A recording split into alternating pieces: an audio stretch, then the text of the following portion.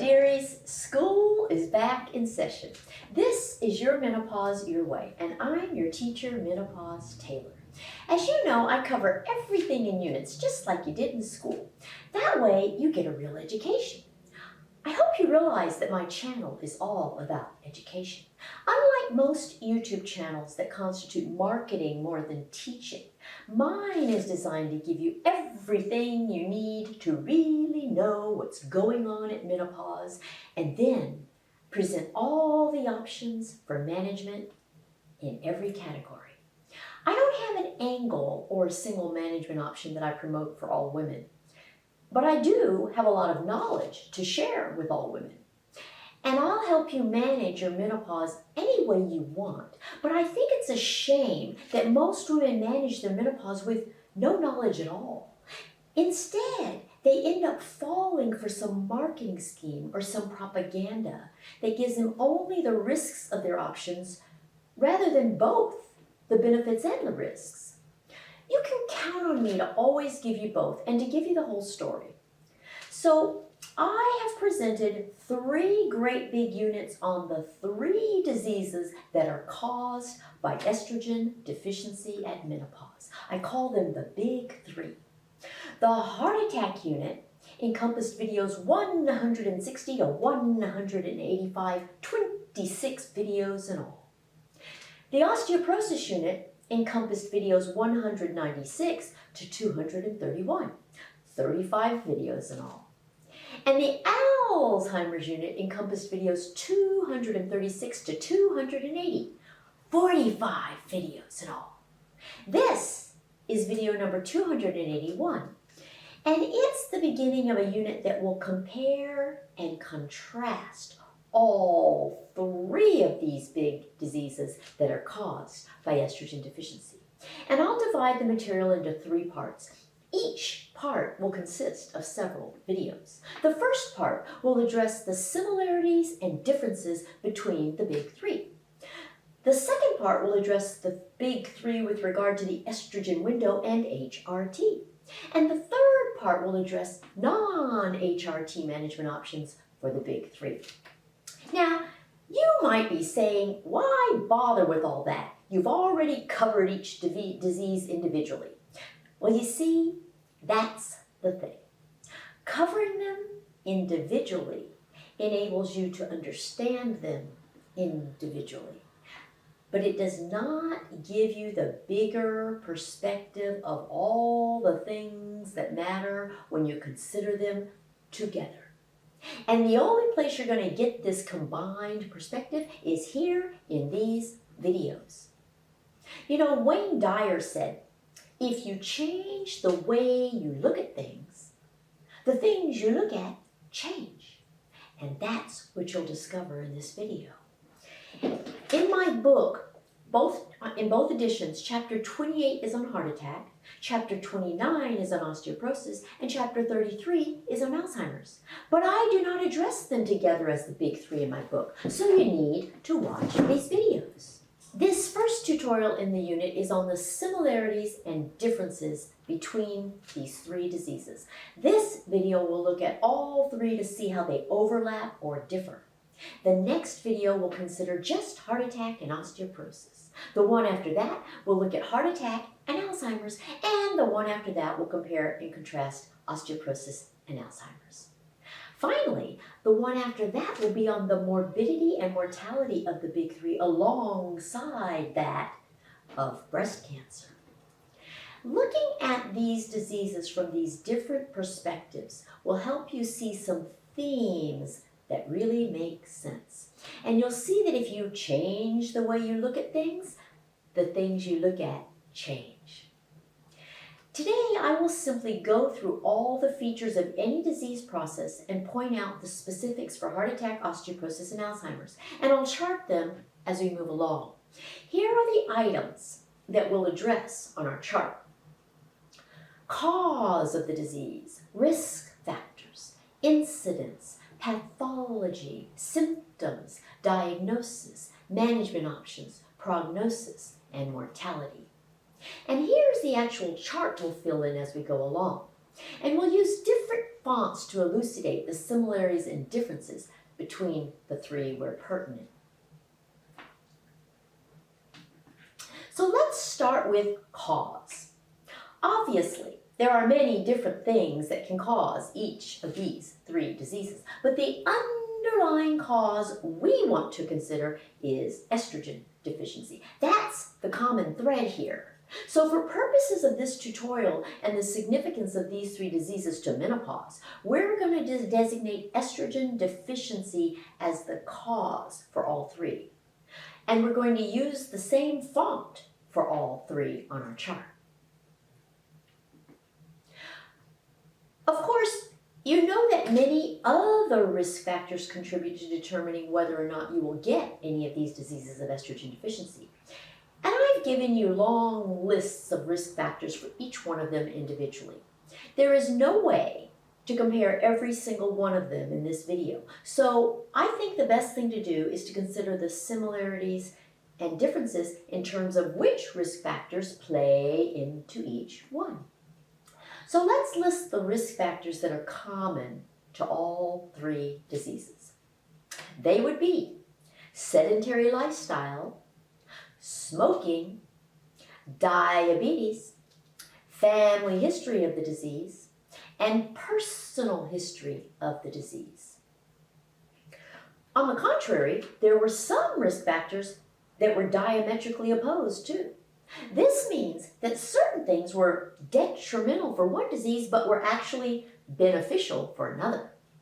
These included thin body habitus, which is beneficial for preventing heart attack and Alzheimer's, but detrimental for causing osteoporosis. And 1 glass of red wine daily, which is beneficial for preventing heart attack, but detrimental for causing osteoporosis and Alzheimer's. Isn't it interesting? Knowing the risk factors for any disease is just so powerful for preventing it. So let's put these on our chart. What I've done is divide the risk factor row into 2 portions. The top portion is for the risk factors common to all 3 diseases. The bottom portion is for the risk factors different for the 3. Now for incidence. This refers to how common each disease is. In other words, how many women get the disease. This constitutes morbidity. I love giving you numbers like this because I find that some women have gross misconceptions about the incidence of various diseases. So they commonly worry most about the ones that are least likely to befall them. And for purposes of our discussion today, I think using proportions is the best way to reflect this on our chart. It'll be the best for purposes of comparison. So we'll address incidence as 1 out of how many women for each of these diseases. For heart attack, the incidence is 1 out of 3. That means 1 out of every 3 women will have a heart attack. For osteoporosis, it's 1 out of 4. And for Alzheimer's, it's 1 out of 6. So let's put those on our chart. Next is pathology. Now the word pathology refers to the process that causes the diseases.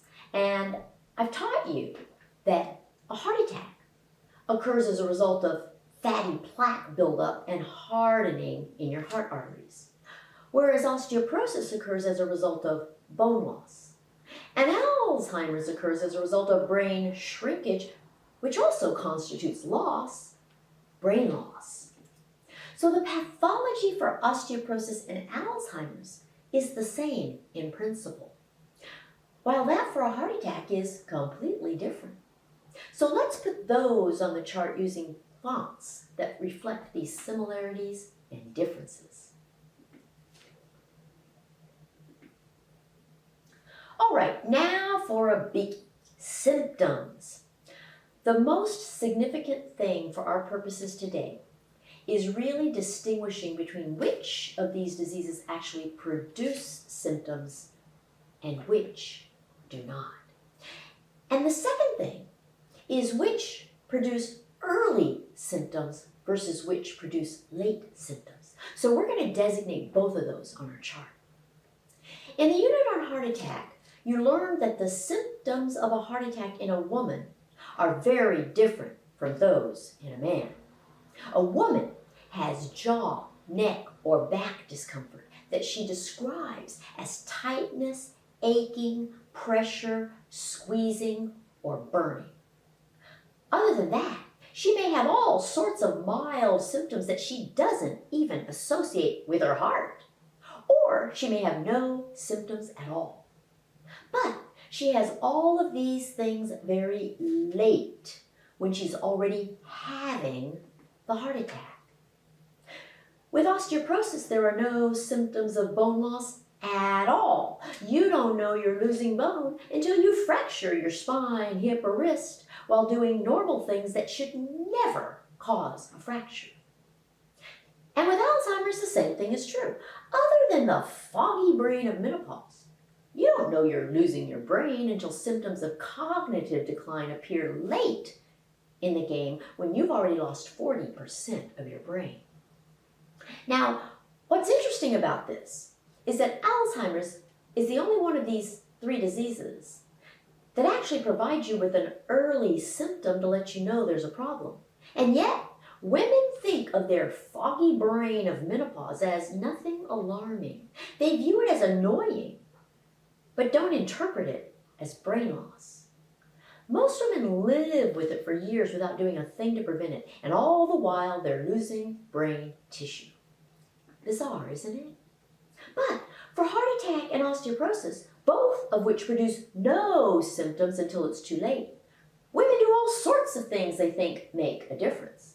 But they make the big mistake of thinking that the absence of symptoms means everything is just fine. So here's our chart again.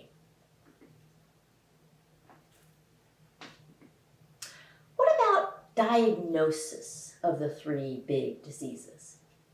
More importantly, what about diagnosing them early enough to treat them? That's our next factor. There are all sorts of studies that can tell you the status of your heart arteries. They range from a simple blood test of your lipids to an echocardiogram to determine how well your heart functions as a pump, to imaging studies and catheterizations to assess blockage. These are all readily available, and they are used quite liberally to diagnose blocked arteries. The problem is that people get these things and then they still don't change their diet and lifestyle if they should. But with osteoporosis, there's just one test for bone density, the DEXA scan. And the problem is that the guidelines don't recommend that you get it early enough to diagnose bone loss early. So by the time most women learn they've lost bone, it's late in the game, sometimes too late. They've already sustained a fracture. And with Alzheimer's, things are even worse. There's no screening or diagnostic test at all. You don't know you have it until you exhibit symptoms when 40% of your brain is already gone. So here's a diagnosis on our chart with no similarities between the 3 diseases. For management options, you saw some similar trends. For instance, you learned that certain dietary items are beneficial for lowering your risk of all 3 diseases. A plant-based diet is beneficial for all 3, and sugar is detrimental for all 3. But you also saw that there were some contradictions. Cholesterol is detrimental for your heart, but beneficial for your brain. Exercise was very critical and efficient management option for all 3, although the particular types of exercise differed somewhat. Vitamins, minerals, supplements, and herbs are not sufficient by themselves to prevent any of these diseases, while estrogen replacement is sufficient for preventing all of them if you started early and continue taking it. And you even saw some interesting facts about non-hormonal medications. The statins, which lower your cholesterol and decrease your risk of heart attack, increase your risk of Alzheimer's. So once again, knowing The precise details for each disease is critical to your success in managing your menopause your way and getting the results you want in the long term. On our chart, let's just designate these items that are either similar or contradictory. Once again, I've divided the row for management options in two. The top portion pertains to options that are beneficial, while the bottom portion pertains to those that are detrimental. Now we have prognosis. Prognosis refers to the course of the disease process and the consequences of having developed that disease. With heart attacks, women fare poorly simply due to the fact that both women and doctors fail to recognize a heart attack in a woman. With osteoporosis, most women are crippled for life and can never live independently again. The fractures never heal, and they live in constant pain. With Alzheimer's, there's progressive deterioration, although you can live for over a decade with the disease, but it places a huge burden on your family. So I would say that not one of these diseases has an encouraging prognosis. That's why I think it's so important for you to know about them. The less you know about them, the more likely you are to end up with them. So on our chart, I'm going to simply designate that they all have a poor prognosis. And finally, we have mortality. This means dying from a disease. So now we want to list the mortality rates for these diseases. What we're saying now is, of the women who get the disease, how many die from it? With heart attack, it's 1 out of 2. With osteoporosis, it's 1 out of 5. And with Alzheimer's, it's 1 out of 1, meaning everyone who gets Alzheimer's dies from it. So all 3 of these diseases are quite commonly deadly. My made-up word for diseases that cause you to die is diseases. So they're all 3 diseases. Here's that data on our chart. So what do you think? I don't know about you, but I'd say there are more similarities than differences. Do you now think of these 3 diseases together differently than you think of them in isolation? As you changed the way you looked at these things, did the things you looked at change? And of course, nobody wants any of these 3 big diseases. They are all unwanted by all. Mother Teresa said, the biggest disease today is not leprosy or tuberculosis, but rather the feeling of being unwanted. And obviously, you can feel unwanted as a person. But what about diseases? If you had to create a list of your 10 most unwanted diseases, which diseases would be on your list? And why would they make the list? In medicine, doctors always comment about what's on our 10 most unwanted list. We learn about all the awful things that can happen to the human body, and we learn about which things we can repair and which things we can't. I've told you before that we doctors are just repairmen. The interesting thing is that the diseases that are on the 10 most unwanted lists of doctors are very different from those on the lists of non-doctors. And that's because doctors list diseases over which you have absolutely no control. Unfortunately, you don't have much control over some diseases, like the ones that are purely genetic, or the ones you cannot prevent with your diet or lifestyle. But the great thing about these 3 diseases is that you have a ton of control over them. And I've given you 3 huge units to enable you to exercise that control. No woman has to ever get any of these as a result of estrogen deficiency. And yet, look at the numbers for incidence and mortality. Here's our chart, and I bolded and enlarged those numbers on the chart. Isn't that atrocious? So, if these 3 diseases are on your 10 most unwanted list, please be sure to get this education so that you can consider them under your control.